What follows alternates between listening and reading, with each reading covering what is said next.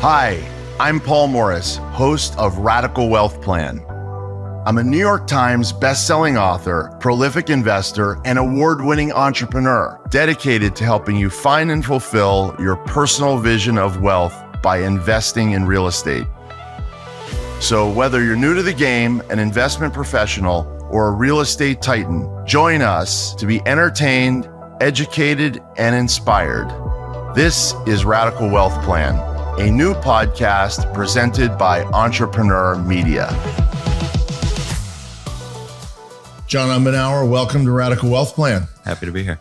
You're an architect, and one of the things that we talk about a lot on Radical Wealth Plan is how to do value add with houses. That's a big deal. Yeah. A big deal. And so that's one of the reasons why I wanted to talk to you, because I see you as a great value add tool to the program.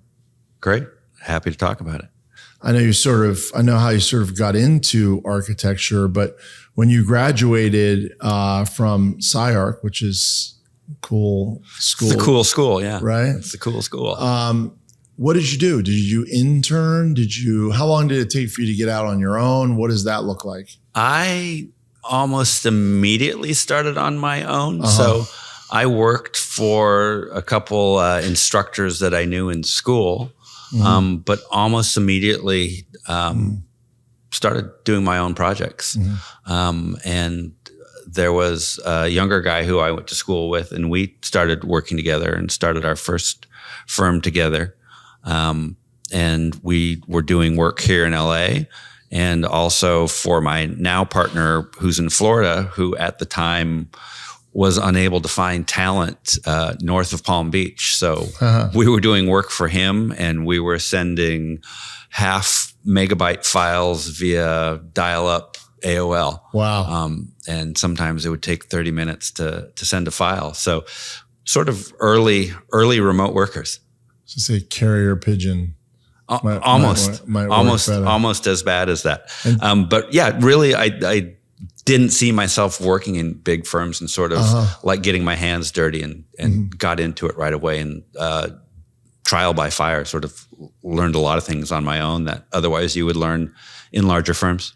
Does that mean you started out starving to death? Not to death, but I was hungry. But yeah, close. Yeah. Close. Yeah. But, kept you skinny. Yeah. And the reason why I ask that is because one of the things that is true in almost every business is that, and I wrote about it in my book, is that, I've got 7 pillars of business, and I'm like, it depends on what business you're looking at. It's meant to be a business consulting, module. And I'm like, none of these things are in any particular order. It depends on what you're working on, would guide you to which of the 7 are most important, except for one. And that is the first one. And that is what in real estate we call lead generation, but, in other businesses they would call client acquisition. And so, if you're at a big law firm, you don't have to worry about client acquisition. I worked at a giant law firm. We had United Parcel Service. We had the NBA. We had, so on and so on. And we had Museum of Modern Art. We had lots of great art, giant art clients. And so, you come in the morning and there's just a pile of work. My brother's a doctor, but he's an in-hospital doctor. So my ex was a radiologist, in-hospital doctor. So she would go in the morning, there's all the x-rays to read or all the, studies to read. And then she'd be a big inbox, and other people were generating that business for her. Yeah. But most of the time, you really have 2 jobs when you think you have one job. So you could be a fabulous architect, but you really have 2 jobs. And one job is to get clients, and then the other job is to actually do the work, I know this well. Yeah. And then, your work for yourself, it ends up being like, and also then I got to collect the bill, so it's just like this whole thing of entrepreneurship. But that's good. You started out really learning in the field, and how much better have you gotten? I mean, right? There's this whole thing like 10,000 hours and stuff. And it's funny. I firmly believe in it. It makes me think of my I don't want to say least favorite, but an instructor in school who I was at odds with. And I remember that never happened to me. Carry on. Really? No.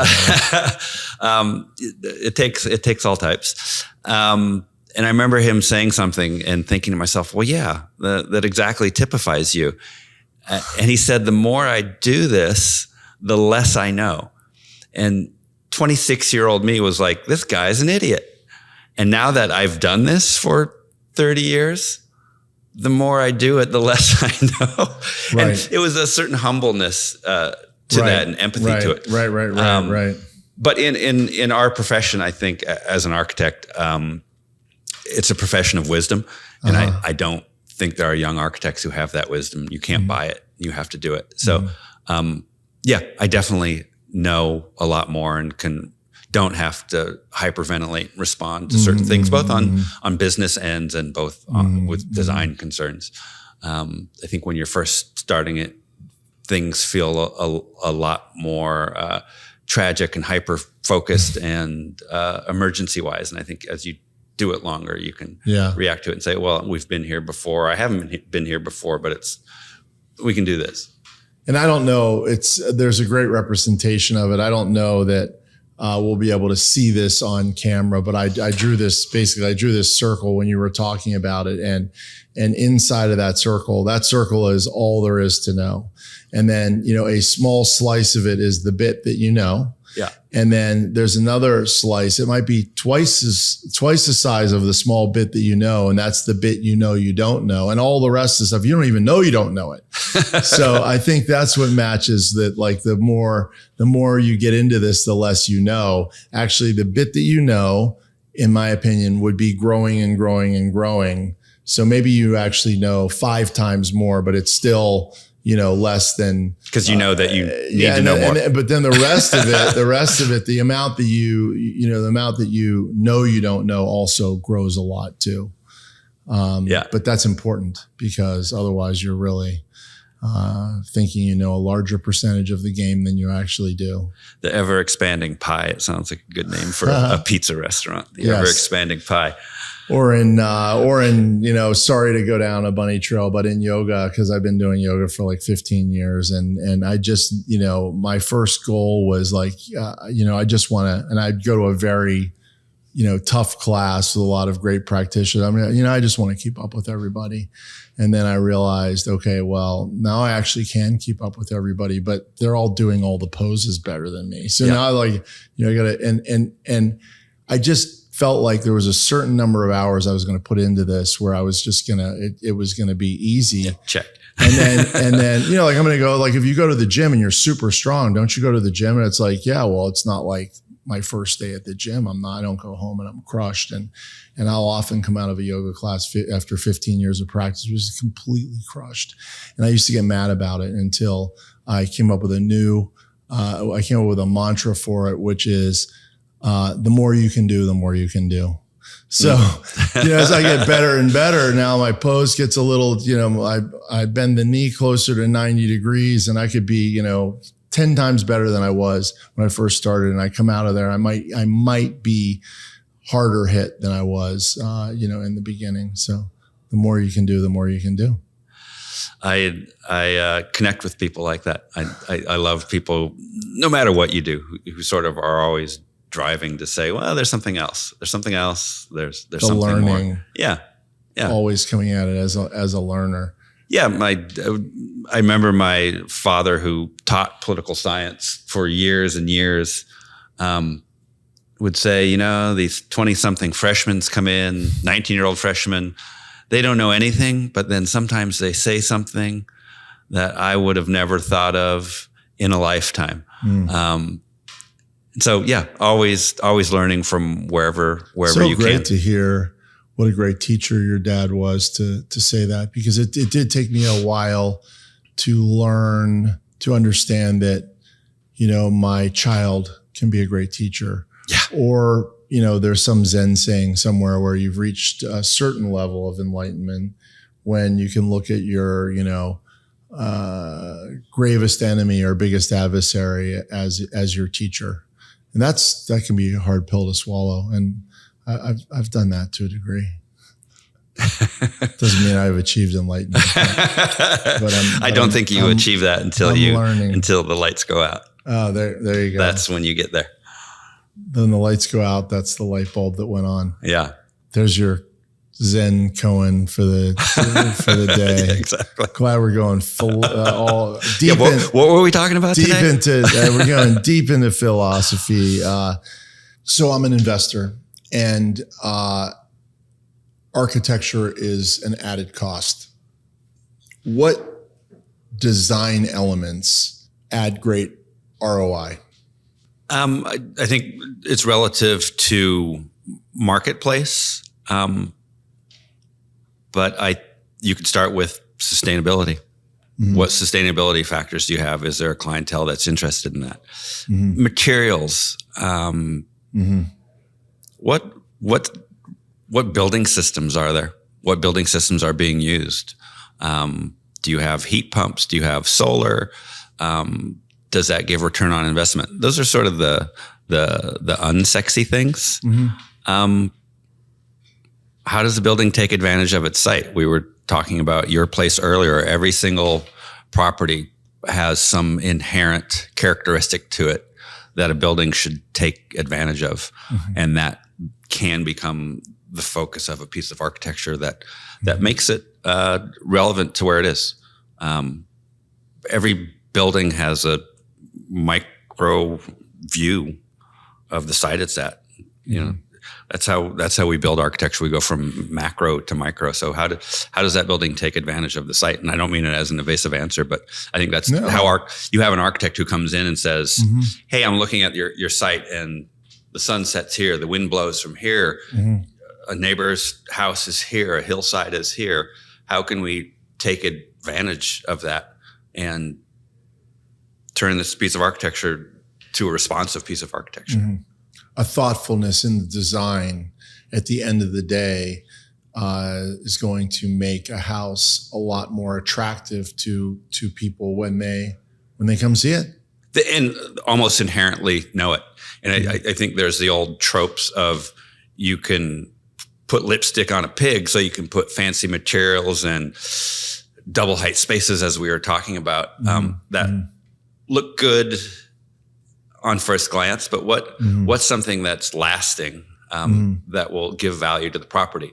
And even, again, if you're on a tight city lot, it may be putting a sunlit courtyard in the middle of the house that offers surprise that no other piece of architecture on the street, and do we call it piece of architecture? No other building on that street has, because you've thought of it, and you have your central courtyard, your staircase courtyard has a big skylight over it, and it brings light into a deep floor plan. I'm really envisioning the tight city space, and then and I'm going around as an end user, and I'm looking at different homes, and I go into the home, and as soon as I go in the home, I'm sort of swallowed by the home, and maybe you get to the side wall where the kitchen is, and I'm looking out the kitchen window, and there's like another wall of another house right there. And I've been in one after another. Maybe it has a nice backyard. Maybe it has a good flow. But having a courtyard, open sun courtyard, like right in the middle of one of the rooms, would create that surprise or that real wow factor. All of us across the board want to feel special. Mm-hmm. And special touches like that, I think, really add something to a space. Mm-hmm. And I think end users will know that. And I think that there is the adage of putting the money, where do you put the money for ROI? I'm just talking about just investment. You put money into the primary bedroom, you put money into the kitchen. What do you think are the spots that, I only have so much money to do some special things? What are those? Specifically to California and temperate climates, I would say, how does indoor and outdoor meet? Because we want to be outdoors in these climates. Mm-hmm. And how does your house interface with that? Mm-hmm. So you've been doing this a long time. So I think you talk about rooms. Those aren't going to change. But how can you make the outdoor part of the house and make it feel like a room and sort of make it feel like this never ending room? In sort of an infinite, a translation from indoor to outdoor. Yeah. Give me an example of how, I think one of the obvious ones would be like whatever you would call it, the zero glass or whatever. Window wall. Yeah. Window wall. But would you repeat, for example, like a floor covering from the inside to the outside? Would that be a way to do it? Or yeah, I think that's a technical means to do that, sort of expand it beyond, or you expand the overhang up above so the ceiling continues out, or you put planting and furniture out that may speak to the furniture inside. I think it's really important, and we desire that in our houses, is to touch the outside, especially in these rooms that you socialize in. And I would almost, if we're talking technique, primary bedroom, yes, people love spending time there. Don't do balconies off of primary bedrooms. Just do sliding doors that open and you have a railing, and your balcony can be inside your bedroom. I would almost say like a deductive. Take that. People don't step that often out on a 6 foot deep balcony. I just find ultimately it ends up being a place where you stick things, you go out and you stand out there. And why not do that from inside? That's almost like an insider trick that I now talk to clients about. Like, why are we doing that? You're never going to go out there. And then we have that discussion, because I don't want to be didactic like that.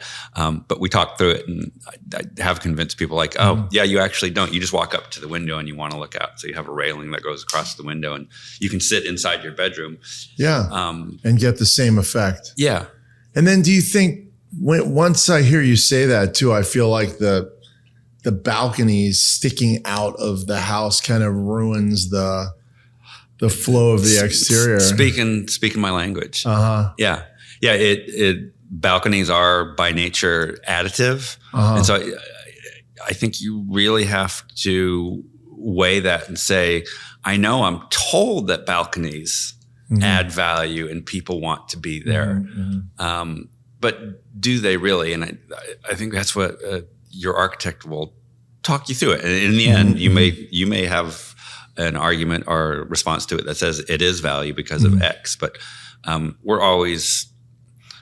homes and buildings are like cars. We know how to build them, but whenever you make a new model, you're always sort of tweaking all the little details. You're like, do we need this? Do we not need this? And we're always doing that. And yeah, balconies off of second story bedrooms might be one of the things on my no list right now. No go list. Oh, interesting. Yeah. Yeah. And that is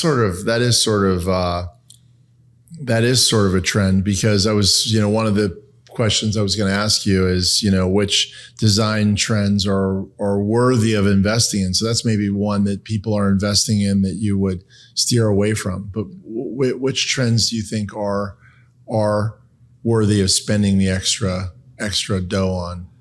I think in the higher end homes that we do, I think having home spa amenities really attract people, because you think, when do I have time to go get a steam or a sauna? That's right. And I think those sort of special events that you can add to your day, be they placebo or be they really doing something health-wise, I think can really set you straight and reset. And it's nice to have those amenities in the home. Yeah. And as we talked before, sort of interesting that, people think that like a really high ceiling in a bedroom is great until you go and it's like it lacks that kind of coziness. One of the things, I don't have it in my new house. I have a giant shower in the primary, and first of all, my fiance never takes a shower in it, and when I take a shower in it, it's giant. It is walled off with glass, but not all the way up to the top, and it just it's got the different spigots and the whole thing. It looks cool. People go and they go, wow, that's cool. I find it like drafty. You know, it's weird. And then the other thing. Yeah, unless the football team was coming in to use it. Yeah. It's otherwise a little too spacious. Yeah. And it's odd. Yeah. And I don't want the football team in the shower with me, but I do appreciate the sentiment. Not the visual. No. Yeah. And one of the things that I had in the house before, I had a pool. It was on a hillside, which is nice, view. You go down like two levels to the pool, and I would find myself almost never going into the pool, weekend maybe. But I had not a small shower, but it was all sealed. And, and I had the steam in there, and I really would take a steam like 4 or 5 nights a week. And it was such now I'm thinking about it. I'm like, I want to do this. I want to you better do it. The next thing I'm going to do. Because now that I remember, what I would do is before I went in the shower, I'm like, I'm going to take a shower. I'm going to take a shower and go to work. So it would take, maybe 5-7 minutes for the thing to heat up and get fully steamed up. So before I was going to take a shower, I'd open the shower door. I'd hit the go button, close the shower door, and I'd run around and do whatever I was doing. And then once the shower was full of steam, then I would take a shower in the steam. And it was just like such luxury, That reminds me of my partner who lives down in Florida where our other office is. And I was in the car with him one day, and it was a hot, steamy Florida day, and he rolls down the windows and blasts on the air conditioning. I'm like, dude, what are you doing? He's like, you feel the breeze, you feel the heat, you feel the cool. It sort of sounds like that same thing. You're fire and ice at the same time. Yeah, it's a real architecture. And I read a book as a kid one time, and they talked to Country James was the character's name. He'd just drive a Cadillac, and he would have the windows down on a hot day with the air conditioning blowing. It was kind of a flex. What are the trends of today that you think are going to go out of some things sort of come in and out? At one point in time, they were doing a lot of Cape Cods around here. Now I don't seem to be doing it. One of the things I see people doing, which I actually like, so maybe I'm just like the trend, are the steel, sort of the dark colored or black colored steel roofs. I think that's like, wow, that's cool. I like it as well. Uh-huh. I think those things are like fashion. I think that will come and go.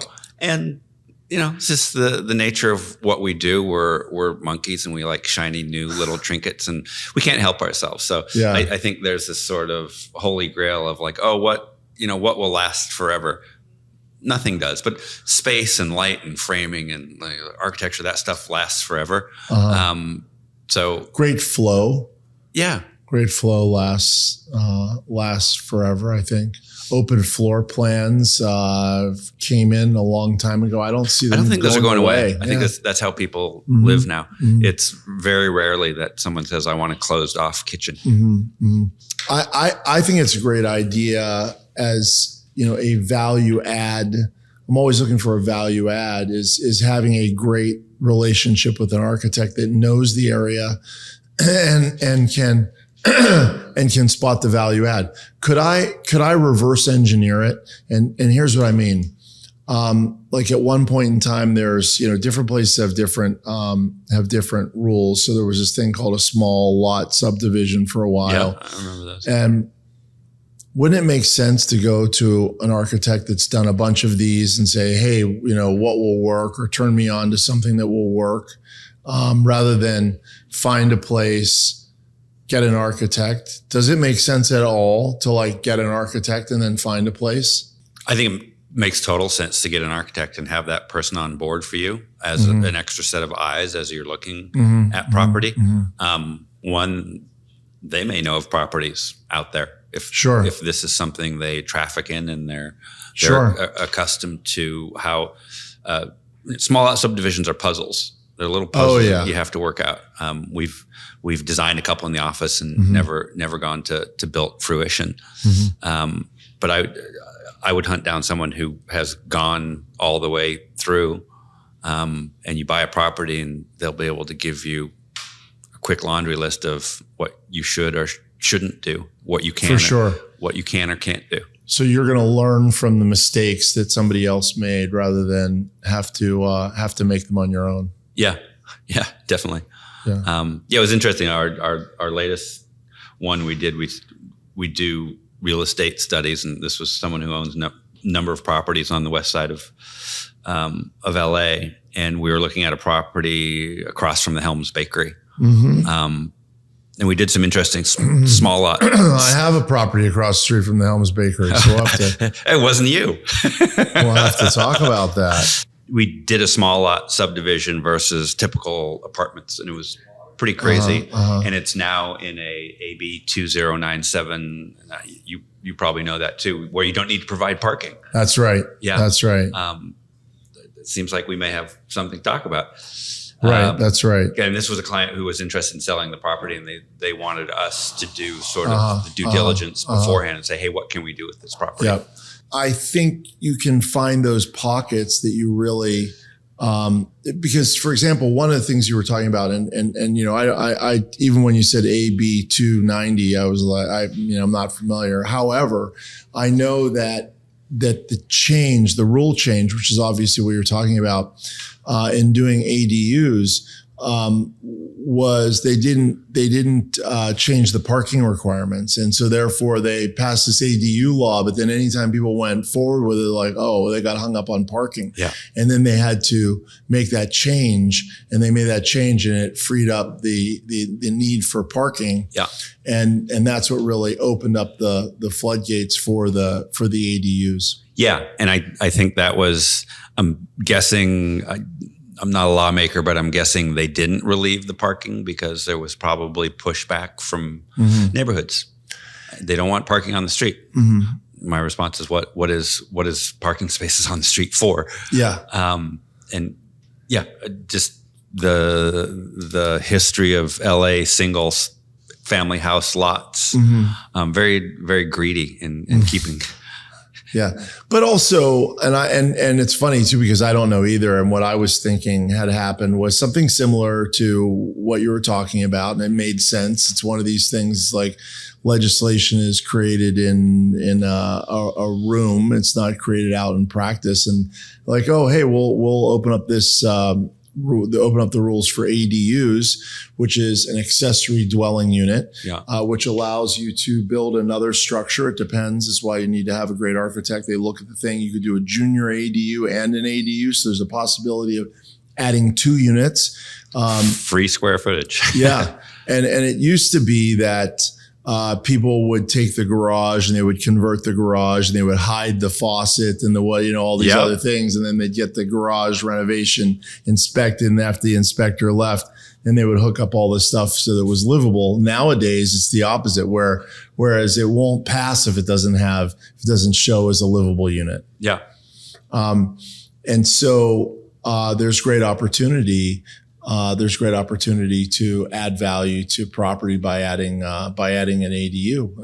And especially with sort of over the years, and if we're just talking sort of sheer value to square footage proposition, LA's FARs on lots have gotten tighter. They used to be variable in different areas, and now it's mainly just 45% of a lot size is, how much you can put on a property. So then the ADUs are bonus on top of that. What is FAR? Floor area ratio. So it's how much square footage you can put on a property. So if you have an 8,000 square foot lot, then 45% of that, we could do it easier. 10,000 square foot lot, 4,500. You were going to make me do a little math. And then there's specialized areas. If you're over in Venice, which is in a coastal zone, the previous zoning when coastal laws were put into effect was 3-to-1 in certain areas. So Venice, you have to go through the regulatory grinder of Coastal Commission, but you're able to develop the property 3-to-1. What does 3-to-1 mean? 3-to-1 means you can develop 3 times the square footage of your lot. So if you have a 10,000 square foot lot, ostensibly you could do, 30,000. Wow. But then there's setbacks and everything. And then it starts reducing from there. But that's sort of like a max you can go to. So there's value when you find out things like that, like a little known zoning code in LA is that there's a certain area where you can get more than you can in other places. It is a puzzle. Yeah.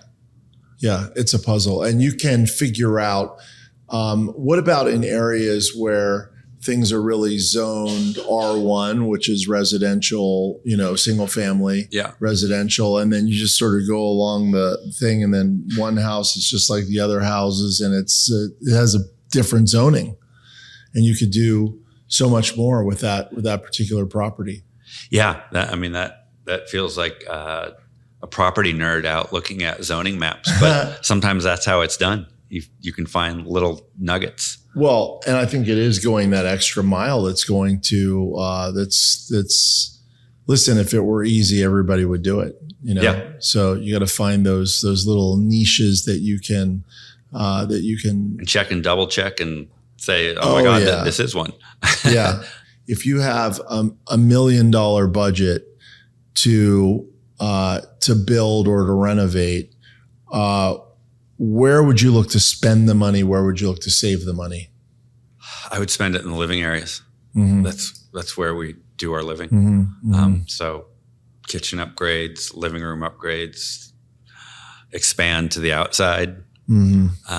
If you're a 1-story, make it a 2nd story and put a primary bedroom on a 2nd floor. Mm-hmm. I think those sort of changes in elevation heights can be game changers on a property. Don't you have to really? Isn't it a lot more expensive to go up to a second floor or no? Yeah, it can be. Mm-hmm.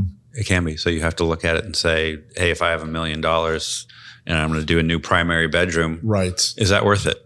Go step up on the roof and see what you're going to see. Right. Am I suddenly going to see the horizon and I can see the sun go down? Right. Wow, that would be worth it. And also it would depend on if the lot were maxed out. If the lot weren't maxed out, then I guess it would make more sense to push further out rather than go up. Yeah. Yeah, exactly. And you can't make a call, general calls, because every single property is different.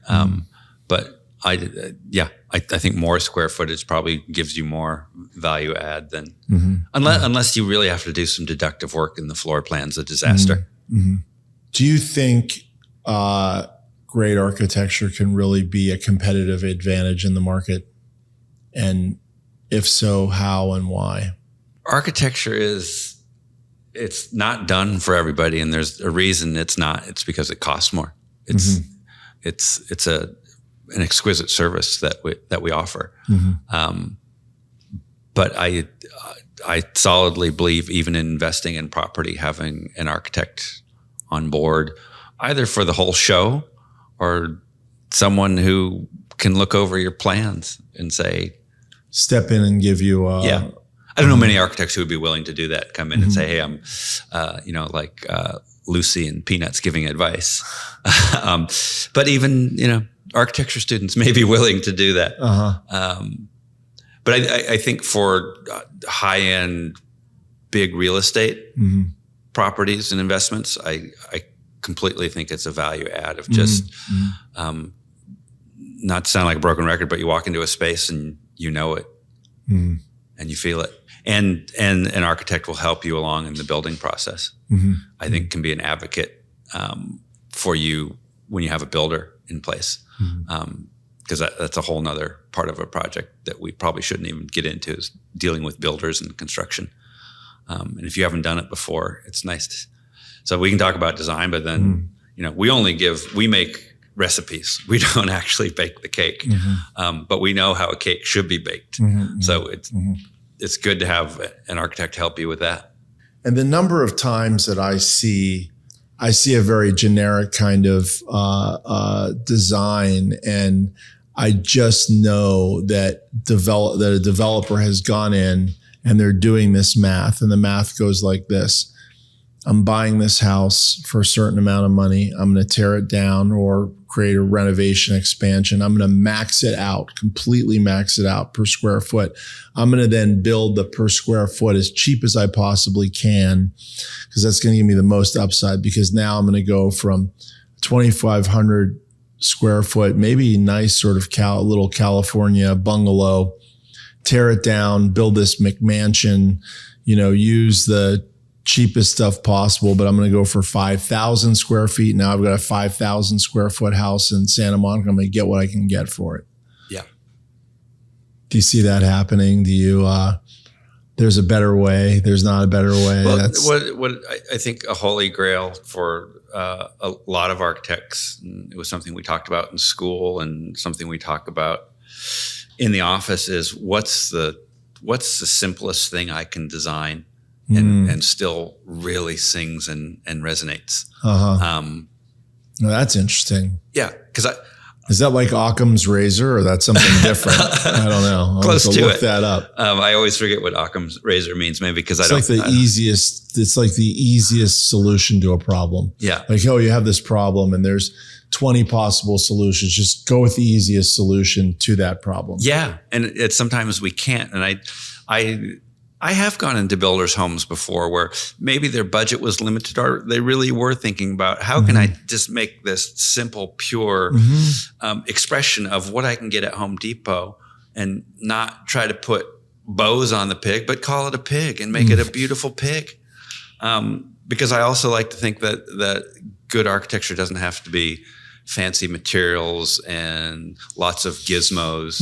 Interesting. Yeah, that is interesting. I think it can be really simple stuff, simple space. Where are your windows? How do you walk through a space? How are things arranged?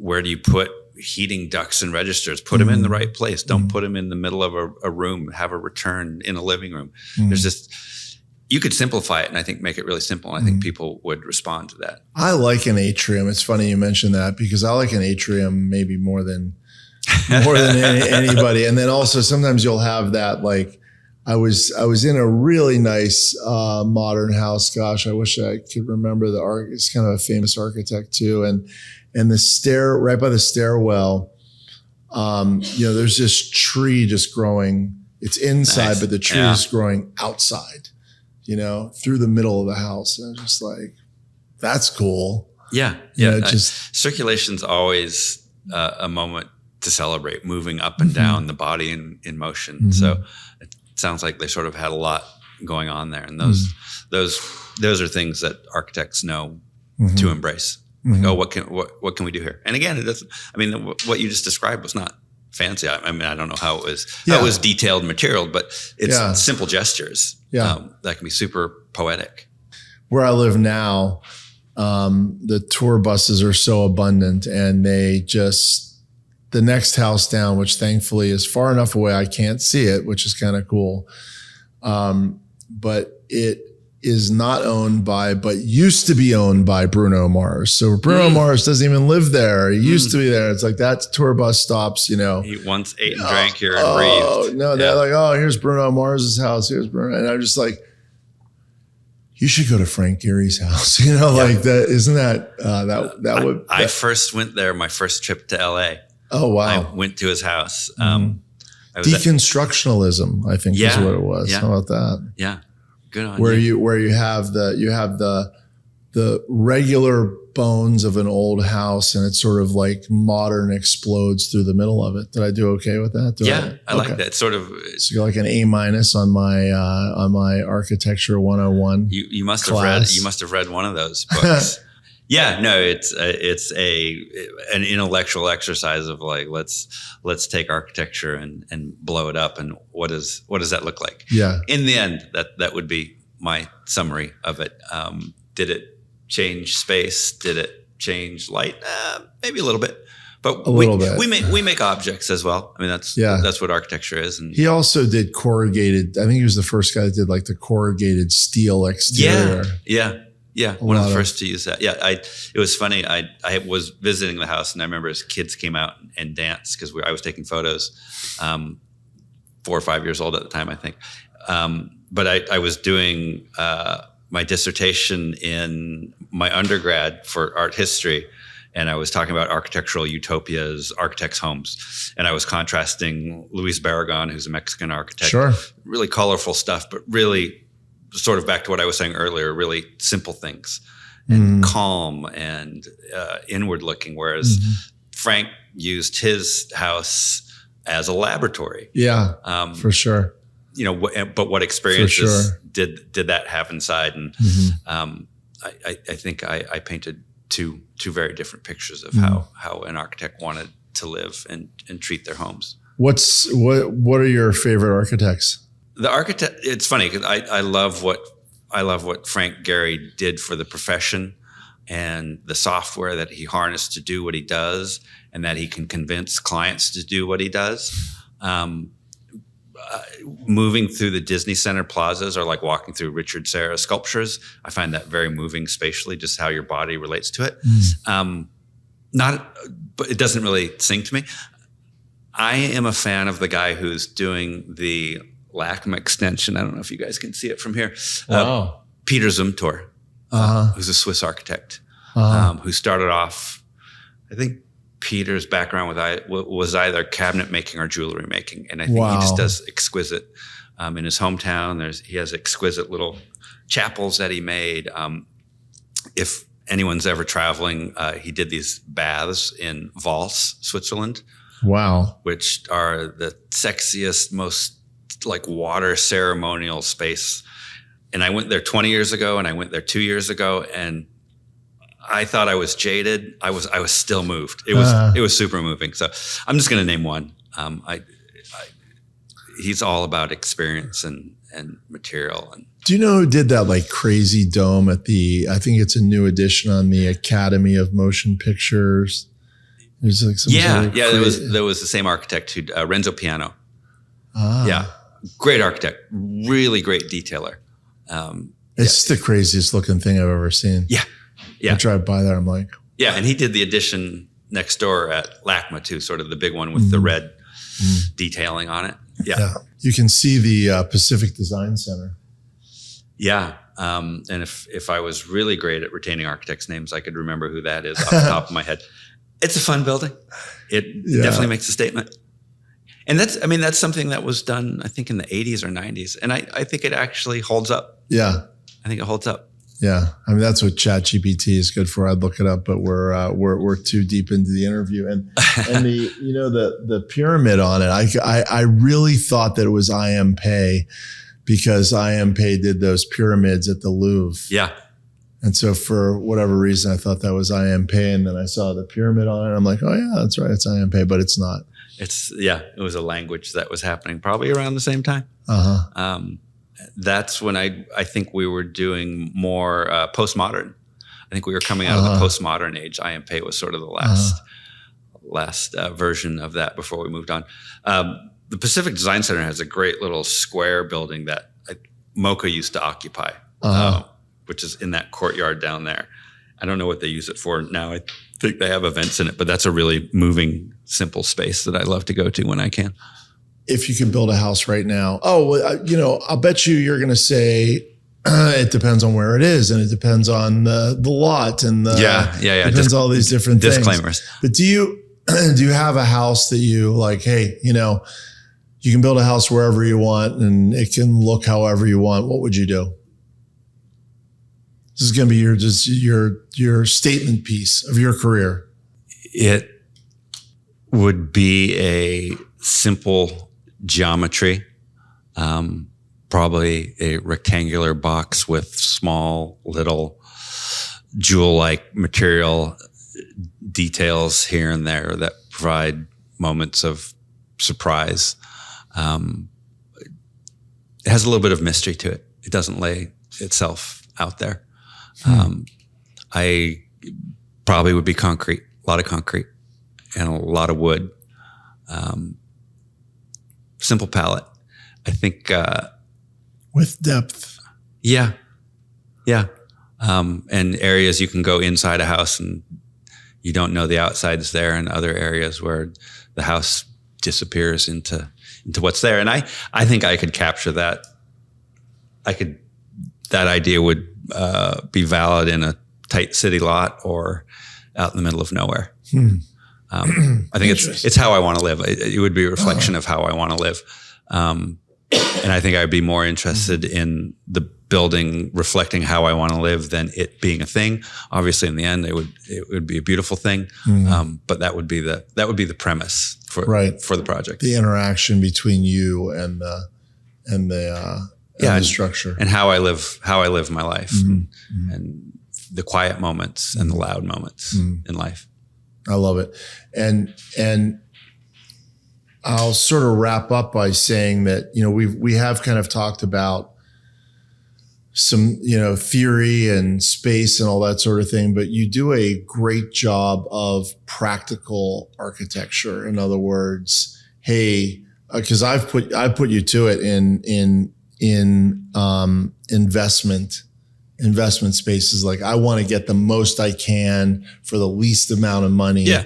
And it requires design for that. And to pay an architect to do that for you, I do think you have described it as a luxury item, and I agree that it's a luxury item. And I think but if you're in real estate, that's sort of a luxury item. So maybe that's a way to justify that as well. No. Yeah. And what I'm thinking is that it can be a real return on investment item, to really be able to look at a space and say, here's how we can add value. Here's where we can add square footage. If I said to you, here's the land, here's the property, I want to get, 2 extra bedrooms and 3 extra bathrooms, and I want it to all flow, and I want it to be as cost effective as possible. Those are the sorts of puzzles that I know that you I thrive on. I mean, that's what makes every project interesting. I love it. As opposed to being too precious, where the flip side of that, really, I don't know why I think about, we were talking about food earlier, but you go to a restaurant and the chef is like, here's the way it is. I go, oh, well, I love, this is great, but I just don't like cilantro. Can no cilantro? Like, sorry, the chef doesn't make any changes. I'm like, I mean, at some level, I guess I respect that, but on the other level, I'm like, dude, I'm the customer, I think the interaction is fun. And I think some of the richest projects that I've done came out of having constraints and saying, well, that's right. And saying we have to put these 10 things in this glass. I'm like, how do we do that? Yeah. And I wish I could come up with there's a saying for it, but I think we could make our own saying, which is just, it is the constraints that create the creativity. Yeah. There's a famous philosopher said something like that, probably in a lot more interesting way. But, if you have unlimited space, unlimited budget, unlimited whatever. That's daunting. Actually. There you go. There you go. Yeah, no, I mean, if we follow common sense, we'll get common projects, or I'd say to the guys in the office, or if we follow standard practice, we'll get a standard product. Do we want that? We can do that, but sometimes there's a requirement that we have to step outside of that. And how do we make it all work? Do you think that technology like AI will take the place of an architect or take the place of a lot of architects? It won't take I don't think it'll take the place of it. It'll help the work. I was having this discussion with our office the other day because some people are using it and some people aren't. And we were discussing bringing in an AI consultant who could tell us specifically what we want to do. And how we could use it for an architect's practice.